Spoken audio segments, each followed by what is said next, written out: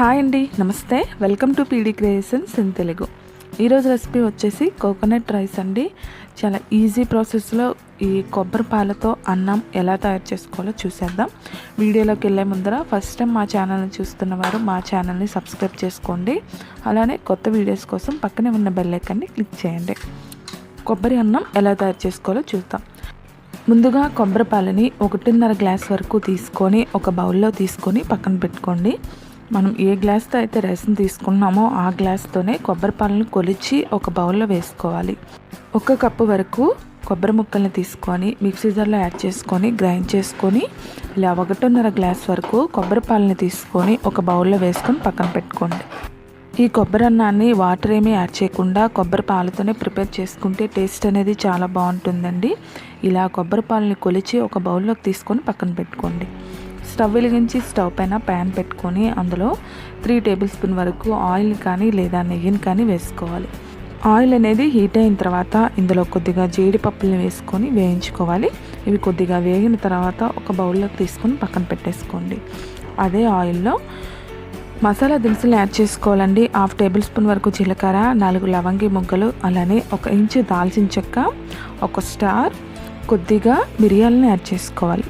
ఇందులోనే 2 medium size ఉల్లిపాయలని సన్నగా cut చేసుకుని వేసుకోవాలి. అలానే ఒక 2 పచ్చిమిరపకాయలని కూడా సన్నగా పొడుగ్గా కట్ చేసుకొని వేసుకోవాలి.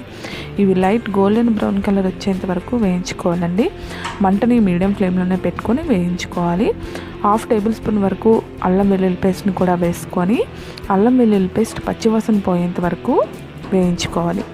ఇవి కొద్దిగా వేగిన తర్వాత ఇందులో 1/2 టేబుల్ స్పూన్ వరకు బిర్యానీ మసాలా అండి, మార్కెట్లో దొరుకుతుంది. అలానే 1/2 టేబుల్ స్పూన్ వరకు ధనియాల పొడి కూడా వేసుకొని వేయించుకోవాలండి. ఇలా వేగిన తర్వాత ఇందులో మనం ముందుగా ఒక బౌల్లోకి తీసుకున్న కొబ్బరి పాలని వేసేసుకోవాలి. ఇలా వేసేసుకున్న తర్వాత బాగా కలుపుకొని మీ టేస్ట్కి సరిపడా సాల్ట్ని యాడ్ చేసుకోండి. 1 స్పూన్ వరకు సాల్ట్ పడుతుందండి. మీకు ఇంకా కావాలనిపిస్తే ఇంకొద్దిగా వేసుకోవచ్చు. ఇలా వేసుకున్న తర్వాత బాగా కలుపుకొని ఇందులో 1 గ్లాస్ వరకు రైస్ని కడిగి వేసేసుకోవాలి. కలిపి మూత పెట్టేసేయండి. మంటని మీడియం ఫ్లేమ్లోనే పెట్టుకొని కుక్ చేసుకోవాలి. కొబ్బరి పాలు వేసిన తర్వాత ఎక్కువసేపు ఉంచొద్దండి, పాలు విరిగిపోతాయి. వెంటనే రైస్ని వేసేసుకోవాలి. మంటని మీడియం ఫ్లేమ్లోనే పెట్టుకొని 10 మినిట్స్ పాటు కుక్ చేసుకుంటే ఎంతో టేస్ట్ అయినా కొబ్బరి రైస్ రెడీ అయిపోయిందండి. చాలా పొడి పొడిగా వచ్చేసింది. ఇందులో వేయించుకొని పక్కన పెట్టుకున్న జీడిపప్పును కూడా వేసుకొని బాగా కలుపుకోవాలి. ఈ కొబ్బరి రైస్ని చాలా ఈజీగా ప్రిపేర్ చేసుకోవచ్చు అండి. అలానే చాలా టేస్టీగా ఉంటుంది, చాలా హెల్తీ కూడా. పిల్లలకి అప్పుడప్పుడు ఇలా కొబ్బరి రైస్ చేసి పెడితే చాలా ఇష్టంగా కూడా తింటారు. మీరు కూడా ఒకసారి ట్రై చేయండి. ఈ కొబ్బరి రైసు ఆలు కుర్మాతో అయితే టేస్ట్ అనేది సూపర్గా ఉంటుంది. ఒకసారి మీరు కూడా ట్రై చేయండి. మీకు ఎలా వచ్చిందో మీ ఫీడ్బ్యాక్ని నా కామెంట్ రూపంలో తెలియచేయండి. అలానే ఈ వీడియో మీకు నచ్చినట్టయితే మీ ఫ్రెండ్స్కి, మీ రిలేటివ్స్కి షేర్ చేసి లైక్ చేయండి. Thank you for ever watching.